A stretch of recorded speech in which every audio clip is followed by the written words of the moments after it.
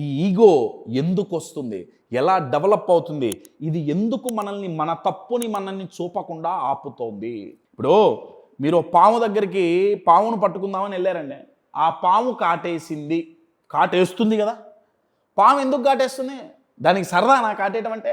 దానికి కాటేస్తే ఎవడన్నా డబ్బులు ఇస్తున్నాడా? బాగా కాటేసేవని ఏమన్నా వీడియో తీసి పెడుతున్నాడా? లేదుగా. ఎందుకు కాటేస్తుంది? పోనీ కాన్ఫిడెన్స్తో కాటేస్తుందా? కాదు, ఇన్సెక్యూరిటీతో కాటేస్తుంది. ఇన్సెక్యూరిటీ ఏంటి? భయం. వామ్మో వీడు నన్ను చంపేస్తాడేమో.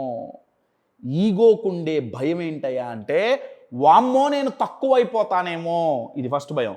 నెంబర్ 2, నా పరువు పోతుందేమో, నేను తక్కువైపోతానేమో, నా పరువు పోతుందేమో, నలుగురి ముందు నేను చిన్నవాడిగా అయిపోతా.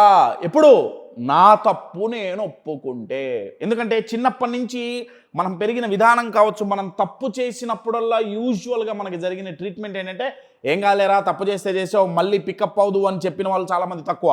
డైరెక్ట్లీ ఆర్ ఇండైరెక్ట్లీ మనల్ని ఇన్సల్ట్ చేసిన వాళ్ళు ఎక్కువ. నువ్వు తప్పు చేసావా, ఇది తెలీదా, ఈ మాత్రం తెలీదా? ఆ మాత్రం తెలిస్తే ఎందుకు చేస్తామండి? తెలియకేగా చేసిందే. సో మనం తప్పు చేసినప్పుడు మన చుట్టూ వాళ్ళు మనల్ని డీల్ చేసిన విధానం, మనతో ప్రవర్తించిన విధానం, మైండ్లో ఒక ఇన్సెక్యూరిటీ క్రియేట్ అయిపోయింది. ఏంటయ్యా అంటే, తప్పు చెయ్యకూడదు, ఒకవేళ తప్పు చేస్తే పరువు పోతుంది, తప్పు చేస్తే తక్కువైపోతాం అని మైండ్లో ఫిక్స్ అయిపోయాం. సో తప్పు చేసేసాం, అది మనకు కూడా తెలుసు చేసామని, కానీ మరి తక్కువ అయిపోకూడదు, నలుగురు ముందు పరువు పోకూడదు అంటే ఏం చేయాలి? ఆ తప్పు ఒప్పుకోకుండా ఉంటే బాయ్ అని చెప్పి మైండ్ ఏం చేస్తుందంటే, అహంకారాన్ని అడ్డం పెట్టి తప్పు ఒప్పుకోనియదు.